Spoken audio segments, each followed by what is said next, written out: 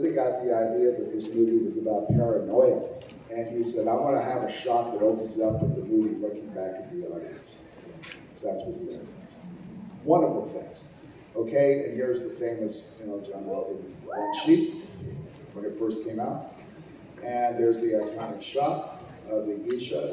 And if you've read my book or if you've read online about it, you know it's birth control pills that she's taking. And it just not ever said that that was actually the intent of it. And Ridley said, by the way, that the illuminated squares on this that make up the side of the building, now you go outside now and you see these everywhere, right? But this is like 40 years ago.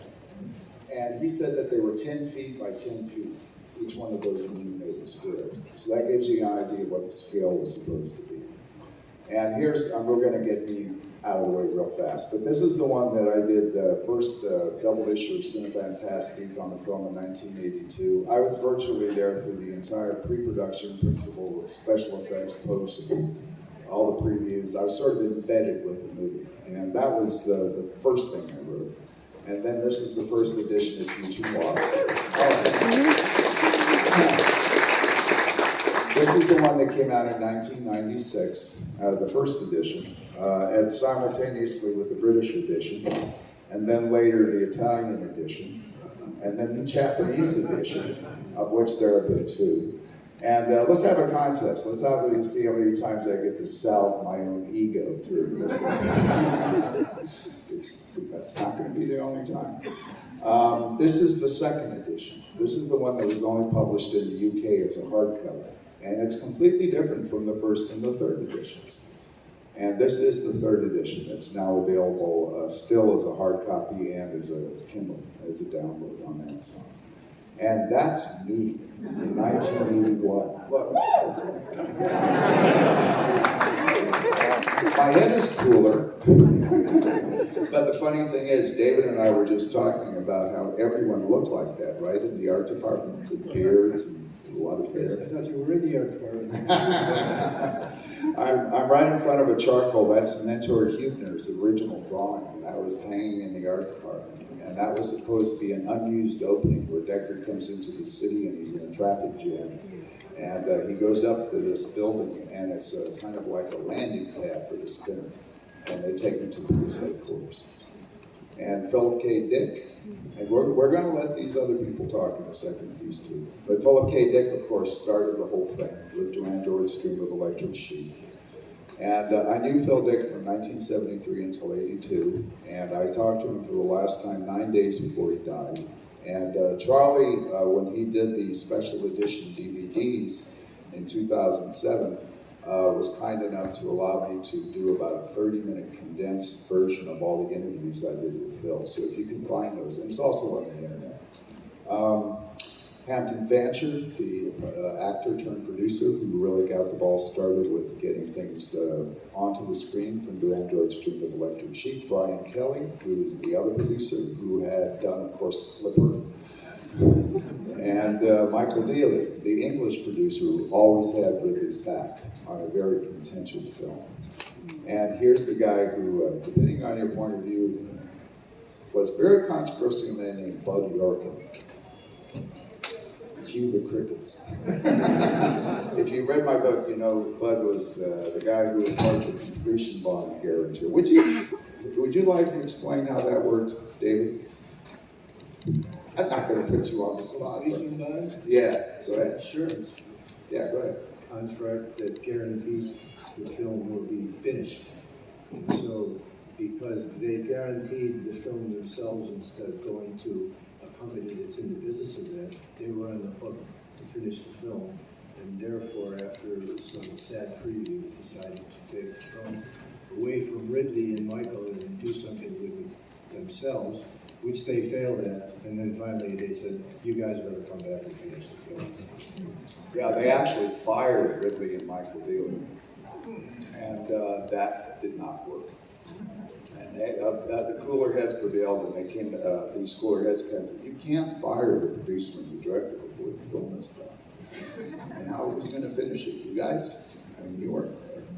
And it was a very controversial and contentious relationship. It's well known. The crew used to call this movie Bloodline. I read that one more than once. And here's Ridley, of course, fresh off of Alien, Ridley Scott in his youth with his He's fire. not on fire, it's just the lighting. And this is a shot I took of him the very first day I met Ridley.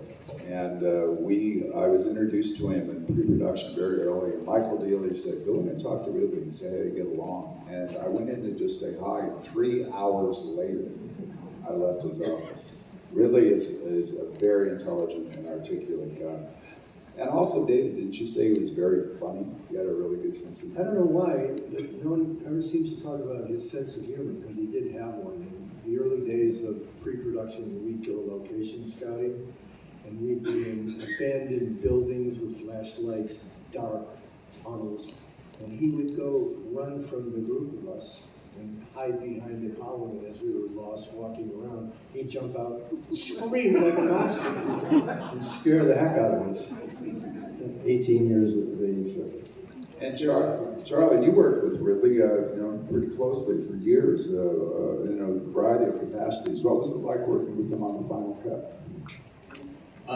It was a combination of joy and terror, basically, because I didn't want to screw it up. And then I felt like if I screwed it up, I would be shamed for the rest of my life. So basically, it was really fun and creative to work with him in putting together the kind of like the rough elements of what would be the final cut, then go off for months and work with that with the team at Warner Brothers and the various visual effects houses, and then come back and have him every now and then stop in to like approve or give his thoughts and comments. So on the final cut, it was great because he would only come when stuff was good. All the in-between times, I'm glad he wasn't there. Yeah, and you know what? I'm going to do it right now, but I think Charlie really deserves a big. And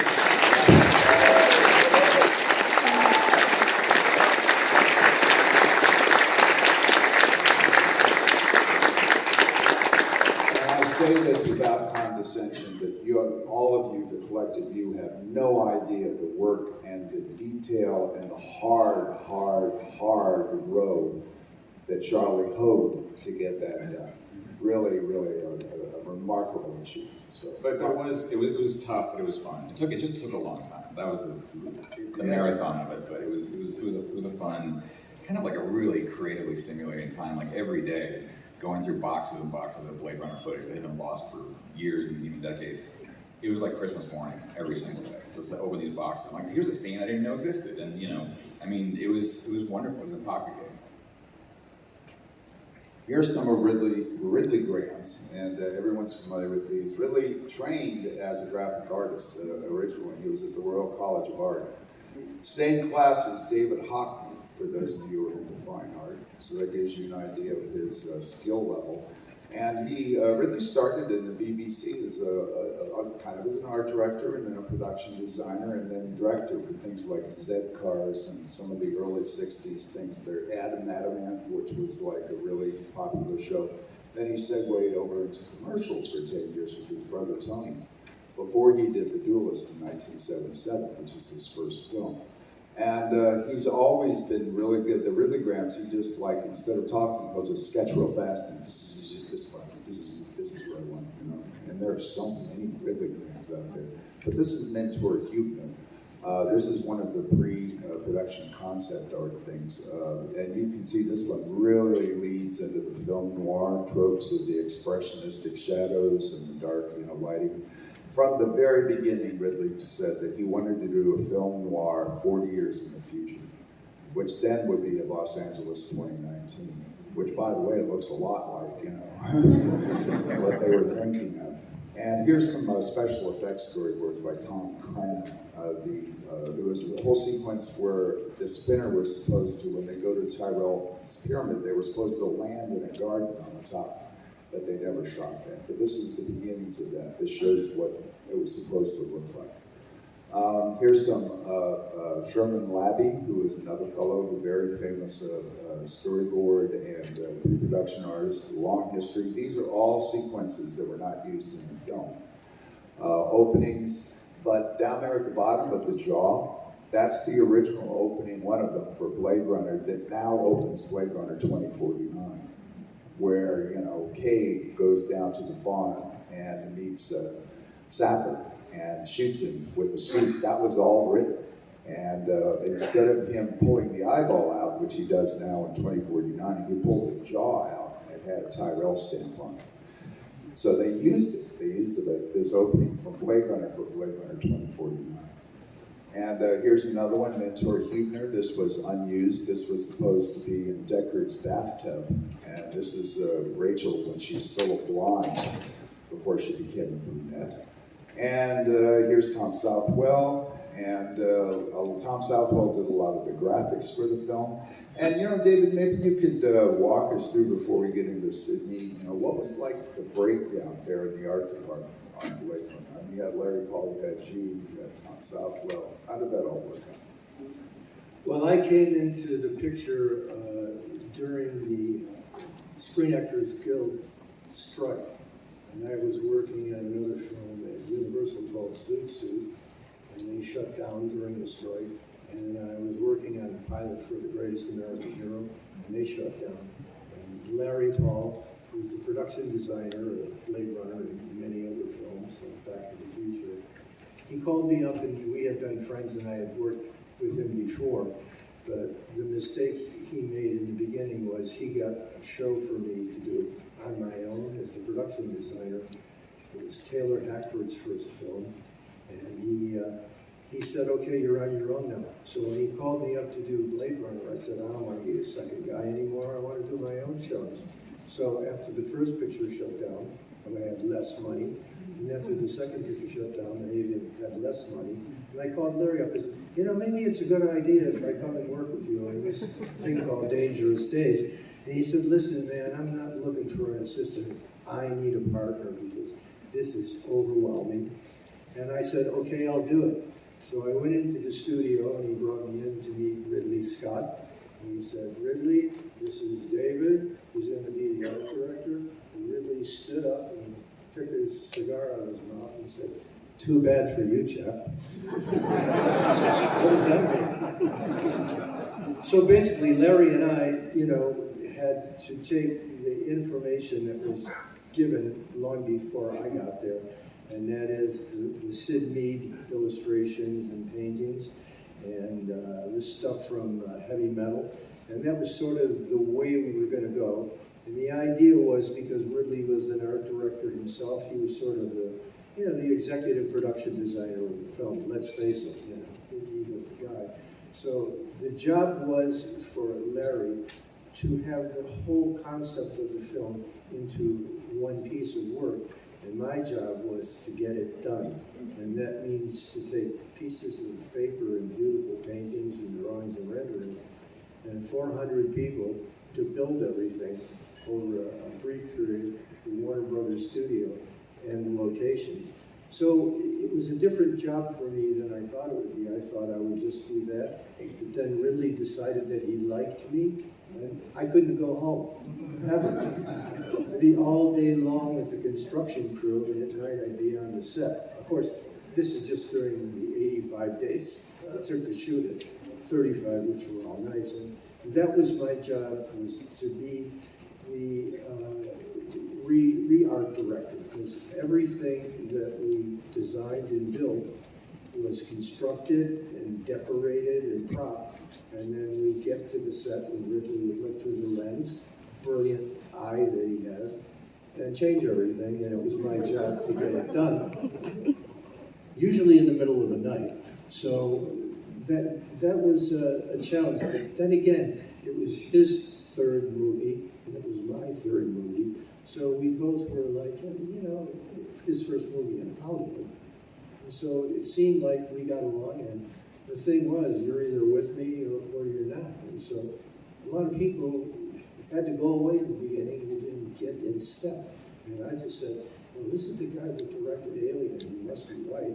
So I never questioned anything he did. And when I did question it, he would generally say to me, don't rationalize with me.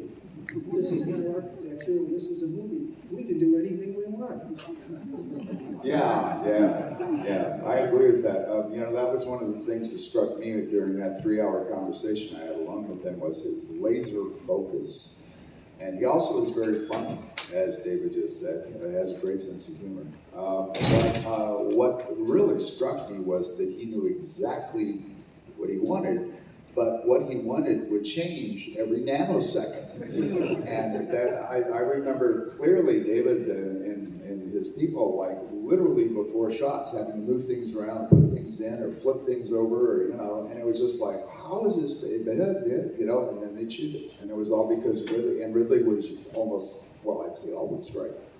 And, you know, he was a hard taskmaster.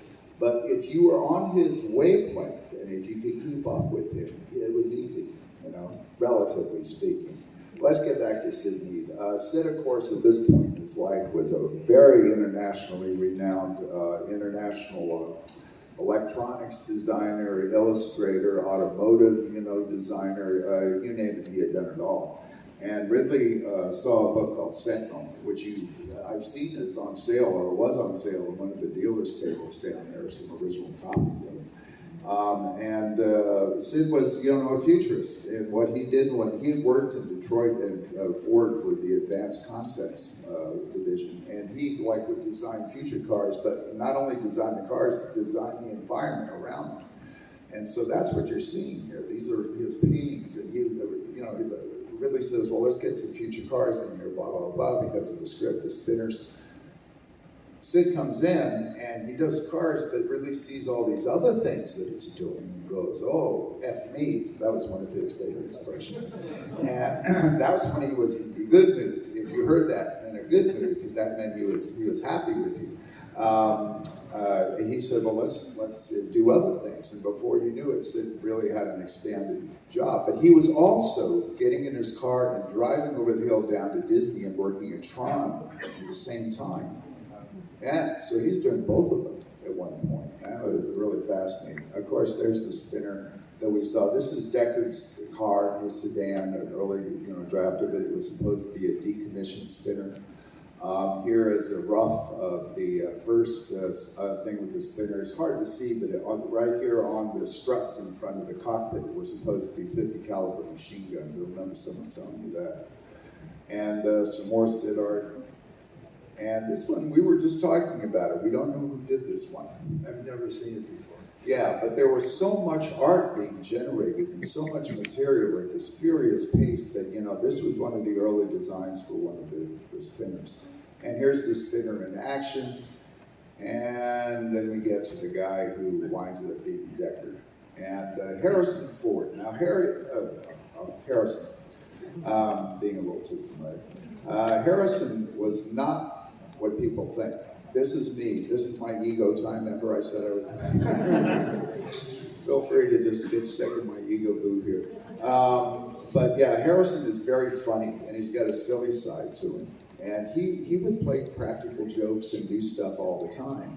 But he's also snapped right into character. He's kind of like the consummate professional. And here he is, made up as Rick Deckard with that signature kind of outfit that he had on.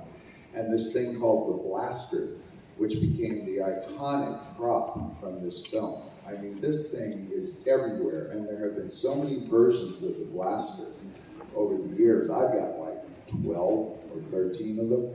And it was obvious, for those of you who know, it was essentially a rifle, an Austrian rifle, that they had taken what they call the receiver part, that Ivor Powell, who was the associate producer and Ridley, had actually found during a wreck, you know, like a location scout in a junk shop. And he really liked the double trigger assembly, Ridley did. And then they put a Bulldog, Charter Arms Bulldog, Magnum at the bottom. And so it's actually two different things for the fake handle on it. And then we have Rutger Hauer, who, Rutger, who is really the soul of the movie. Did anyone notice how many people died in 2019 from Blade Runner? It was really strange. Sid Mead died in Blade, 2019. Rutger died in 2019.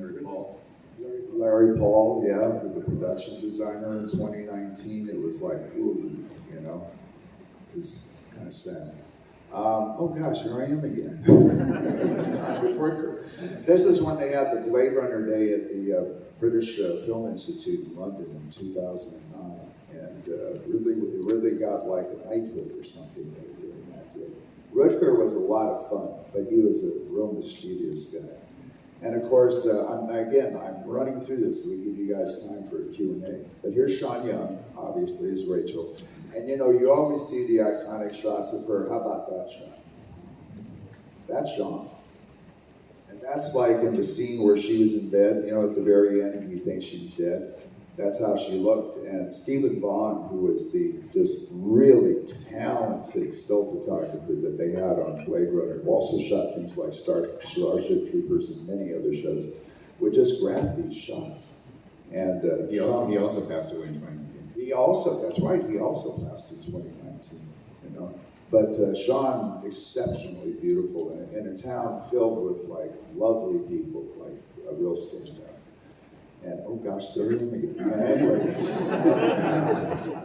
here we have I wish we had somebody from the model department here, but this thing, the Hades landscape that everyone sees at the beginning of the film with the Tyrell Pyramid was really under the general supervision of Douglas Trumbull, who was EEG, effects group. But Mark Stetson was the guy who was in charge of the model department. And here's how they shot that.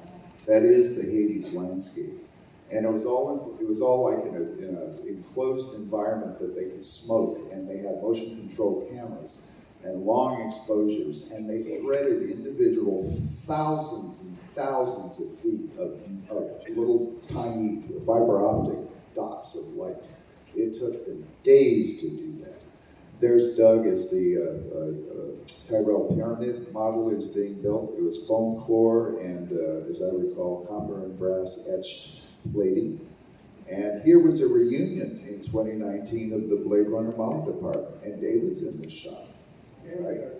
And the art department, yep. I'm in this shot. Rocco Giaffre, who did some of the matte paintings, Mark Stetson, all kinds of people. Brian James, who left us way too soon, long before 2019. And here's a shot that they never used. They were supposed to be a point of view shot through the Voight Kampf machine, looking at Brian, and they started that, but they dropped it. The blimp, the crazy, crazy blimp, based on Ridley's memories of being a child in World War II and the observation balloons that they had all over London to stop the B-2s from coming in. That's where that comes from. There they are building it in the model department. And we get to the noodle bar, the White Dragon. David, White Dragon story. Oh, the White Dragon. Well, the night that we were shooting that scene, which you all remember, the famous shot of Harrison Ford reading the newspaper. Spent a lot of talk about newspapers in 2019. And he gets up and he goes to the noodle bar. Well, there I am, and I've got some grip people, maybe one or two construction people because they're on the day shift. So Ridley lines up the shot with Jordan Cronenberg, and he says to me, I'm going to shoot the scene from this angle. And I said, well, I don't know how you can do that because there's a column here that's holding up the roof of the White Dragon. So me talking about architecture and him talking about movies, talking engineering. He said, go figure it out. So he said, the column's got to go because this is where the camera's going to go. So I get the special effects guys, and we bring in a crane,